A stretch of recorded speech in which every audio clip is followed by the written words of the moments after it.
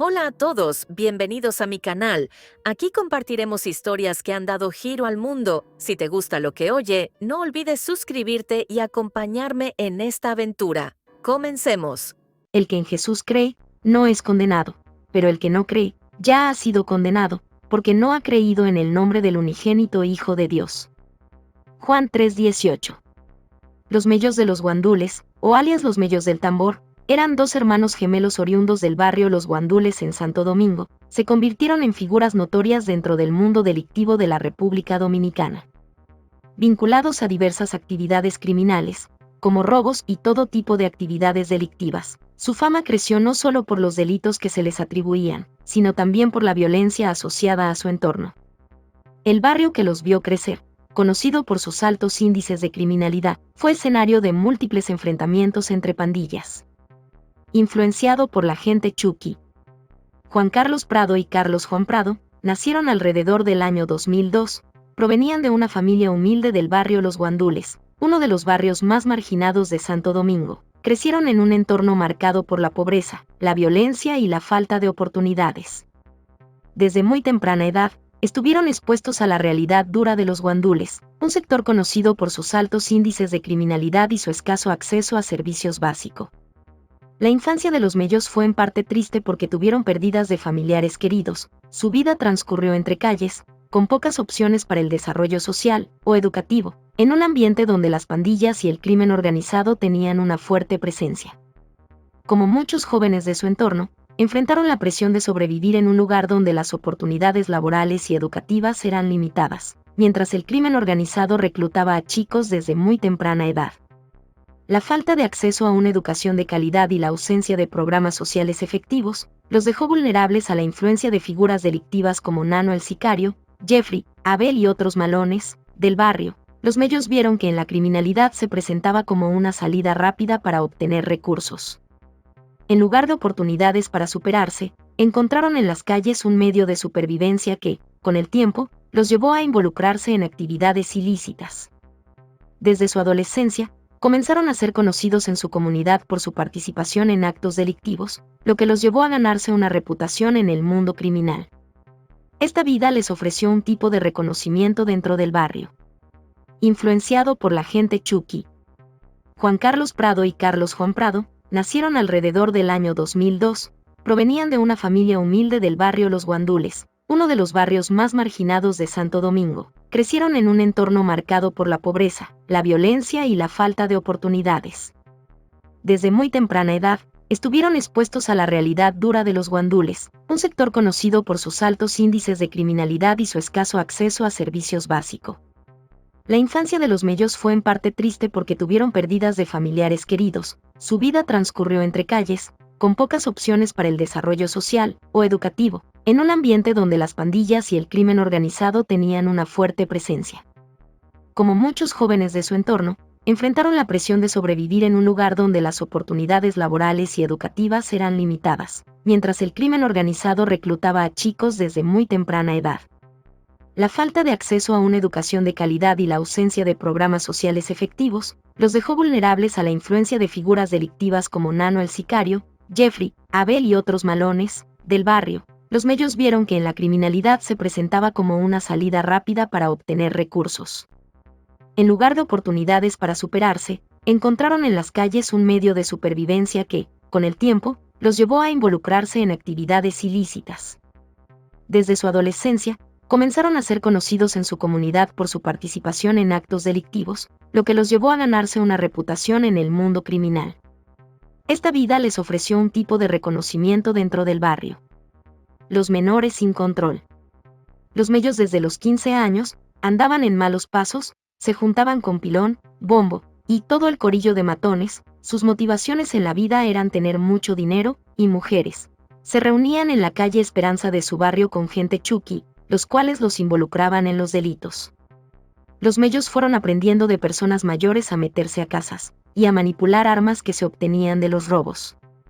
Los mellos con otros menores se iban a hacer hurto en los sectores circundantes, donde vivían los millonarios que no ayudaban a nadie, gente que solo procuraban su propio bienestar. Conociendo las dificultades que pasaban los jóvenes de los barrios, no se preocupaban por ayudarlo, los mellos y sus compiches, sabían que muchos de esos ricos eran plaga, y guardaban armas de todo calibre en sus hogares. Por eso más le gustaba hacer rotura en esas viviendas. Todos los menores comenzaron a lucrarse heavy con los robos y los atracos, hasta que vinieron los problemas con Pilón, Bombo y los demás menores. Tras dividirse los grupos de los menores, los mellos se quedaron neutro, haciendo pequeño robo. Después que se lambien a Pilón, los mellos jalaron pa' el bando contrario haciendo que Bombo le declarara la guerra. Calles difíciles. La guerra se había vuelto violenta, los mellos participaban en los tiroteos contra Bombo y su combo, pero era difícil frenar a Bombo, y a sus menores Chucky que eran rabia a cualquiera tumbaban.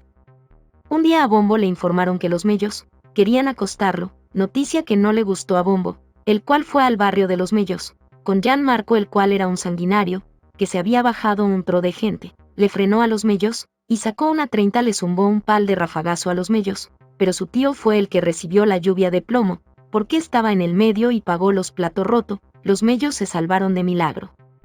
Lo más curioso es que decían que uno de los mellos era cuñado de Bombo. Los mellos, triste por la muerte de su tío, hicieron una vuelta bacana, mangaron mucho dinero, y se fue uno de ellos por la vuelta por México y llegó a New York, donde hizo muchas fechorías. El otro mello asustado de Bombo, que sabía que Bombo y Gianmarco se habían bajado mucha gente, arrancó por la vuelta por México, pero al enterarse de que a Bombo y Gianmarco lo acostó la policía, se devuelve, y le avisa al otro mello que estaba en New York, el cual regresó también. Sonidos de redes.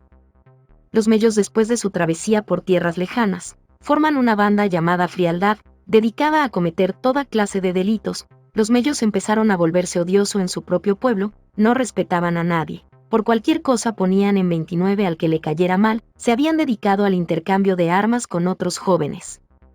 Y como siempre los agentes corruptos del orden les servían de protección, los mellos comenzaron a conseguir mucho armamento, entre los pertrechos, peine de tambor, chalecos, armas largas. En su orgullo empezaron a mostrar todo el dinero y armamento que tenían, por las redes sociales. Los mellos disfrutaban su mala ganancia yendo de discoteca en discoteca. Su banda le pasaba el semanal al comandante, por eso andaban confiados. Sin embargo, los mellos eran personas desleales. Tenían una actitud desagradable. En una ocasión tuvieron conflicto con Luis el Calvo y su combo. Estos le hacían video, mostrándole el potencial de fuego que tenían. Se armó una guerra entre los dos bandos. Se mandaban muchas amenazas por las redes sociales. 17 de marzo del 2023. Luis el Calvo estaba con el alemán cerca de su sector, tenían poca seguridad y estaban desprevenidos. Aparecieron los mellos con su combo y con sus peines tambores. Le rociaron una lluvia de plomo a Luis y a su gente, dejándolo mal herido. Después la gente del Calvo como represalia se bajan a un miembro de la banda de los mellos. Estos furiosos salieron a buscar al Calvo, el cual se hizo pasar por muerto, por miedo a los mellos.